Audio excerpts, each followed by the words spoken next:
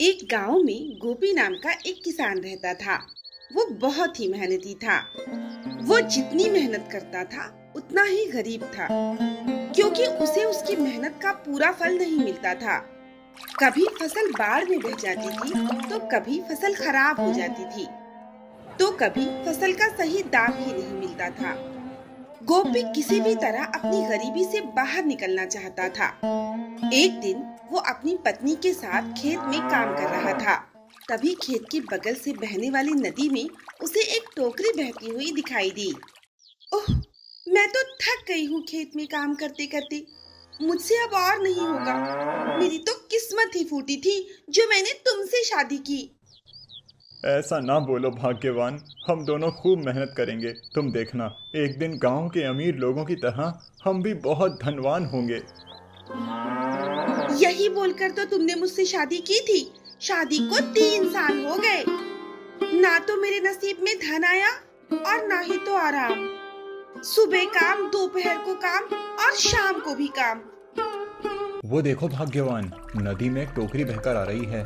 लगता है उसमें कुछ है।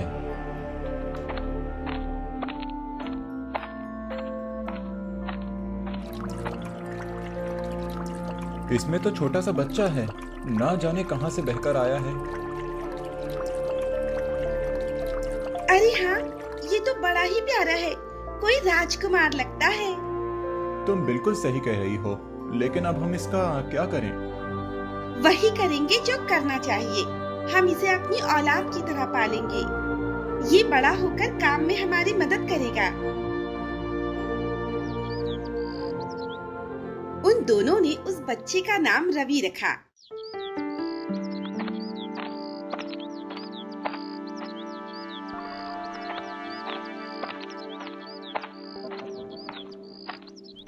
महाराज, आपके कहे अनुसार इस वर्ष भी पूरे राज्य में ऐलान करवा दिया गया है कि जो भी कोई राजकुमार को ढूंढ कर लाएगा उसे उचित इनाम दिया जाएगा।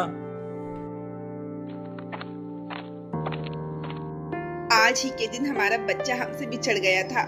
न जाने वो किस हाल में होगा, कहाँ होगा, क्या कर रहा होगा। आज से पूरे 15 वर्ष हो गए उसे ढूंढते हुए, लेकिन वो हमें नहीं मिला। मेरी ही गलती की वजह से हमारा बेटा बिछड़ गया। अगर उस दिन मैं उसे नदी के किनारे ना ले गई होती, तो वो आज भी हमारे साथ होता।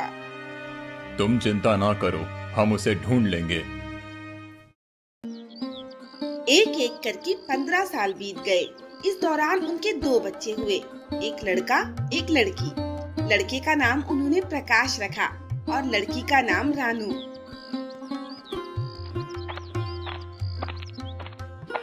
बच्चों, खाना बन गया है, आकर खा लो। सुबह से कुछ भी नहीं खाया। अरे तू कहाँ चल दिया? अभी कितना काम बाकी है। पहले काम पूरा कर, फिर खाने को मिलेगा। माँ, मैंने सुबह से कुछ नहीं खाया, मुझे बहुत भूख लगी है। दिन भर खाता रहता है। तेरा पेट है या कुआं जो कभी भरता ही नहीं।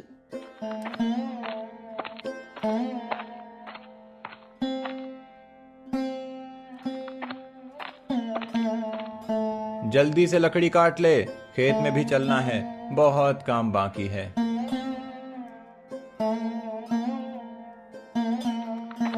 बिना कुछ बोले रवि गोपी के साथ चला जाता है। अगर इस बार कुछ गड़बड़ नहीं हुई तो इस बार की फसल से बहुत अच्छा मुनाफा होगा। पिताजी, अब घर चलें? मुझे बहुत भूख लगी है, मैंने सुबह से कुछ नहीं खाया। तू यहीं रुक और मवेशियों से फसल की रखवाली कर। मैं घर जाता हूँ और तेरे लिए खाना लेकर आता हूँ।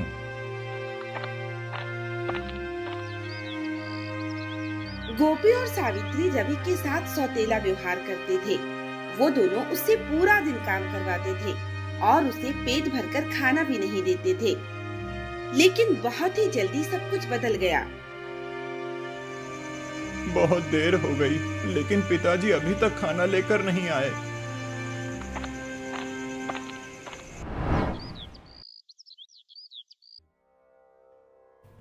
महाराज, बहुत दिन हो गए लेकिन अभी तक राजकुमार की कोई खबर नहीं आई।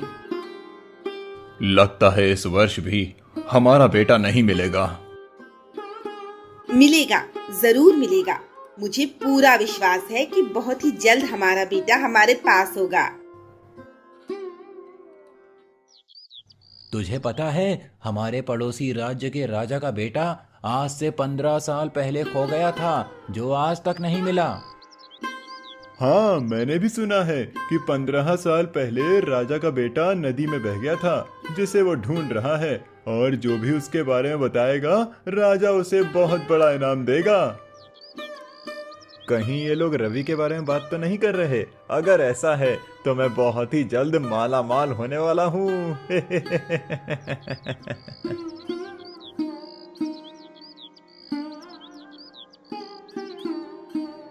माँ, मुझे भी एक सेब दे दो ना। ये सब तेरे लिए नहीं है।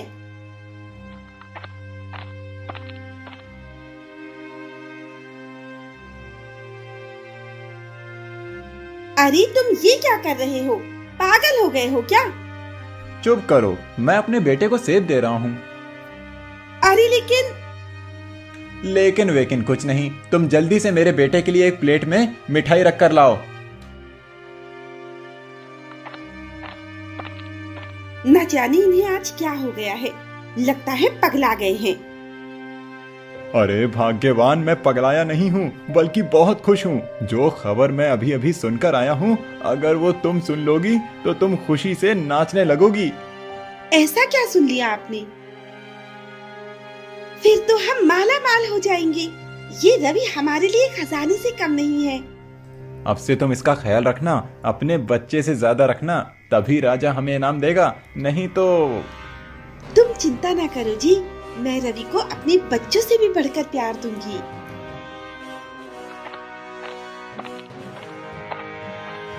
रवि बेटा, ले मिठाई खा ले, तेरे पापा लाए हैं खास तेरे लिए।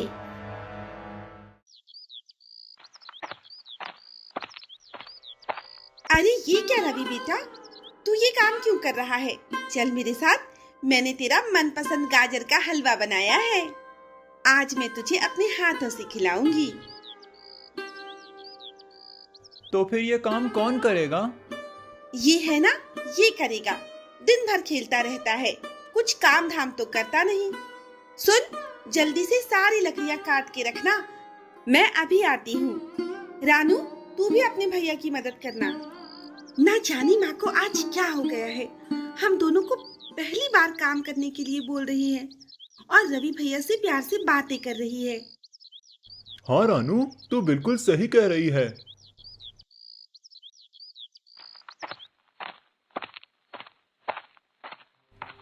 रवि बेटा, ये तू क्या कर रहा है?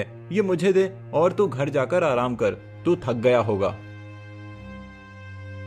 लेकिन पिताजी, अभी काम पूरा नहीं हुआ। बाकी काम मैं कर लूंगा, तू घर जा।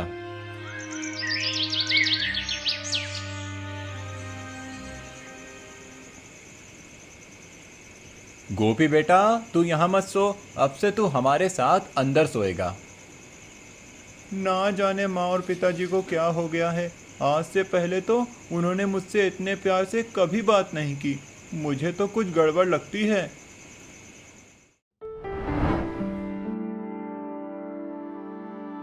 महाराज, ये मुझे आज से 15 साल पहले नदी में एक टोकरी में बहता हुआ मिला था। मैंने इसे बचाया और तब से इसकी देखभाल कर रहा हूँ। जैसे ही मैंने सुना कि 15 साल पहले आपका पुत्र भी नदी में बह गया था, तो मैं समझ गया कि ये आपका ही बेटा है। इसीलिए मैं इसे लेकर आपके पास चला आया। नहीं महाराज, इनाम के लालच में ये झूठ बोल रहा है। आपका असली बेटा वो नहीं, ये है। मैंने 15 साल पहले इसे नदी में डूबने से बचाया था। नहीं महाराज, आप इसकी बातों पर भरोसा मत करिए। तुम दोनों चुप हो जाओ। कौन सही है और कौन गलत, उसका पता मैं अभी लगाता हूँ।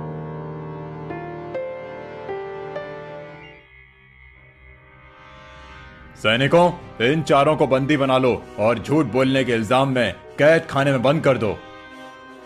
महाराज, आपने कैसे पहचाना कि वो दोनों ही झूठ बोल रहे हैं? हमारे बेटे और इस राज्य के राजकुमार के दाहिने हाथ में पैदाइशी काला निशान था। उन दोनों लड़कों के हाथ में वो निशान नहीं है। इसका मतलब ये हुआ कि इनाम के लालच में वो दोनों आदमी ही झूठ बोल रहे थे। महाराज की जय हो, आपकी नजर से सच नहीं छुप सकता। ये दोनों भी झूठे निकले। लगता है इस जन्म में मैं अपने बेटे का मुंह कभी नहीं देख पाऊंगी। गोपी को इस बात का पता चल चुका था कि राजा के पास बहुत से लोग नकली राजकुमार लेकर जा रहे हैं और राजा उनके झूठ को पहचान कर उन्हें कैद खाने में डाल देता है। लगता है हमारी योजना सफल नहीं हो पाएगी और हम कभी अमीर नहीं हो पाएंगे। आप ऐसा क्यों बोल रहे हैं जी? राजा के पास बहुत सारे लोग नकली राजकुमार लेकर जा चुके हैं और राजा उन्हें झट से पहचान लेता है और उन्हें कैद खाने में बंद कर देता है। मुझे तो बहुत डर लग रहा है। तुम क्यों डर रहे हो? रवि तो उनका ही बेटा है। वो तो हमें सच में नदी में बहता हुआ मिला था। तुम्हारी बात बिल्कुल सही है, लेकिन फिर भी मुझे इस बात की चिंता है कि कहीं राजा उसे ना पहचान पाया तो फिर वही करेगा जो सबके साथ किया है, जिसके बाद इनाम तो नहीं मिलेगा, उल्टा सजा भुगतनी पड़ेगी। और वैसे भी अगर हम रवि को राजा को सौंप देंगे तो फिर हमारा काम कौन करेगा? मेरे पास एक तरीका है जिससे रवि भी हमारे पास रहेगा, राजा को उनका राजकुमार भी मिल जाएगा और हमें इनाम भी मिलेगा। वो कौन सा तरीका है? जल्दी से बताओ। अरे वाह, ये हुई ना बात। तब तो फिर आज ही राजा के पास चलते हैं और इनाम लेकर आते हैं। मेरी आखिरी उम्मीद भी टूट गई। मुझे लगता है ऊपर वाले ने मेरे जीवन में बेटे का सुख लिखा ही नहीं है। महारानी, आप इतनी जल्दी निराश ना हो। मैंने अभी हार नहीं मानी है। मैं हमारे बेटे और इस राज्य के राजकुमार को जरूर ढूंढ लूंगा, फिर चाहे मुझे इस धरती के कोने कोने में ही क्यों ना भटकना पड़े। राजकुमार को ढूंढने के लिए आपको कहीं जाने की जरूरत नहीं है महाराज, क्योंकि वो खुद आपके पास आ गए हैं। मुझे लगता है तुम भी इनाम के लालच में यहाँ आए हो।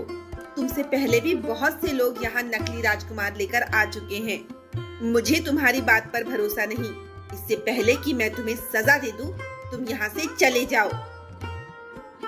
महारानी जी, मैं और मेरे पति झूठ नहीं बोल रहे हैं, बल्कि हम जिसे साथ लाए हैं वो ही आपका बेटा है और इस राज्य का राजकुमार है, जो हमें नदी में बहती हुई टोकरी में मिला था, जिसका सबूत भी हमारे पास है।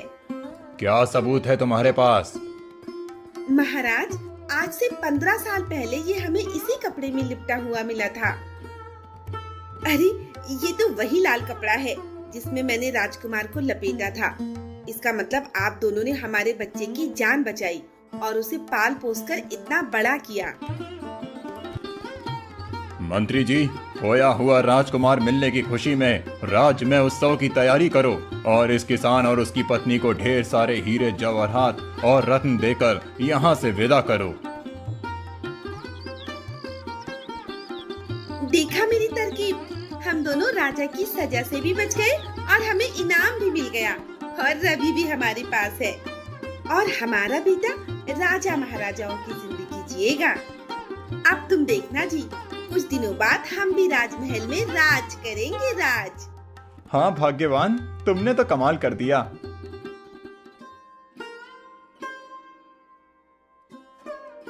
अरे, ये तो राजकुमार नहीं है। उस किसान ने मुझे बेवकूफ बनाया। इसकी सजा उसे जरूर मिलेगी। बेटा, अब तुम अपने कमरे में जाकर सो जाओ। लेकिन महाराज, मुझे अपने बेटे से बहुत सारी बातें करनी है। जो भी बात करना है वो कल कर लेना, अभी उसे आराम करने दो। महाराज, आप चिंतित दिख रहे हैं। क्या आप राजकुमार के मिलने से खुश नहीं हैं? महारानी, वो हमारा बेटा नहीं है। उस किसान ने हमें बेवकूफ बनाया है। महाराज, ये आप क्या कह रहे हैं? महारानी, हमारे बेटे के हाथ में काला निशान था, लेकिन वो किसान जिसे हमारा बेटा और राजकुमार बताकर हमें सौंप गया है, उसके हाथ में काला निशान नहीं है। ऐसा कैसे हो सकता है महाराज? ये लड़का राजकुमार नहीं है, तो फिर किसान की पत्नी के पास वो लाल कपड़ा कहाँ से आया, जिसमें मैंने खुद अपने हाथों से राजकुमार को लपेटा था? ये बात तो वही किसान हमें बता सकता है।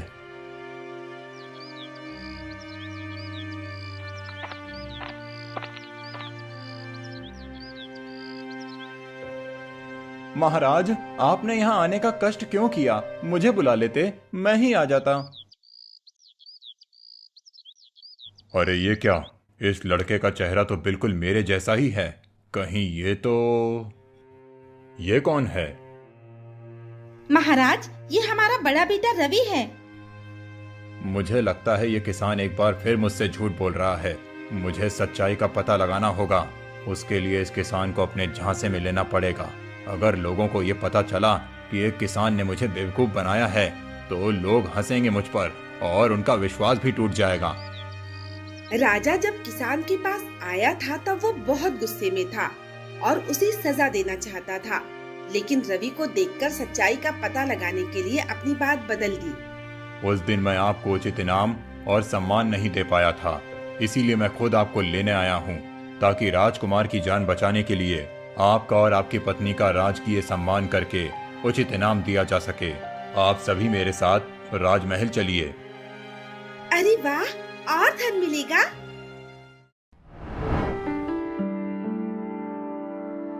महाराज, जल्दी से हमें हमारा इनाम दे दीजिए ताकि हम यहाँ से जा सके। इतनी भी क्या जल्दी है? तुमने जो किया है उसका उचित इनाम तुम्हें बहुत जल्द मिलेगा, लेकिन उससे पहले मैं तुमसे सच जानना चाहता हूँ। कैसा सच महाराज? मेरा असली बेटा और राजकुमार कौन है? ये है महाराज। तुम दोनों ने मुझे बेवकूफ समझा है। सच सच बताओ, असली राजकुमार कौन है? नहीं तो मैं तुम्हें भूखे शेरों से भरे पिंजरे में डलवा दूंगा। वो तुम्हें जिंदा ही खा जाएंगे। महाराज, मुझे क्षमा कर दो, मुझसे बहुत बड़ी गलती हो गई। मैं सच सच कह रहा हूँ, रवि ही राजकुमार है। इनाम के लालच में आकर मैंने और मेरी पत्नी ने आपसे झूठ बोला था। महाराज तो मजाक कर रहे हैं। महल में शेर तो है ही नहीं, लेकिन तुमने लालच में आकर जो झूठ बोला उसकी सजा तो मिलेगी। हमें क्षमा कर दीजिए महारानी जी। हम दोनों लालच में आ गए थे, इसीलिए हमने अपने बेटे को राजकुमार बताकर आपको सौंप दिया था। तुम दोनों ने जो किया है उसके लिए मैं और महाराज तुमसे बहुत ज्यादा गुस्सा हैं।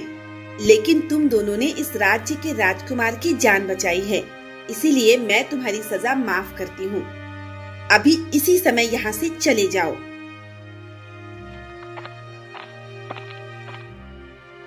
हमारा बेटा 15 सालों तक एक किसान के पास रहा और अब उसका राज्य अभिषेक हो रहा है। जी हाँ महाराज, ऐसा लगता है कि एक किसान हुआ राजकुमार। उस किसान और उसकी पत्नी ने इनाम के लालच में राजा को बेवकूफ बना दिया था, लेकिन राजा ने समझदारी और सूझबूझ से सच का पता लगा लिया। तो इस तरह राजा को उसका खोया हुआ बेटा मिला और एक किसान राजकुमार हुआ।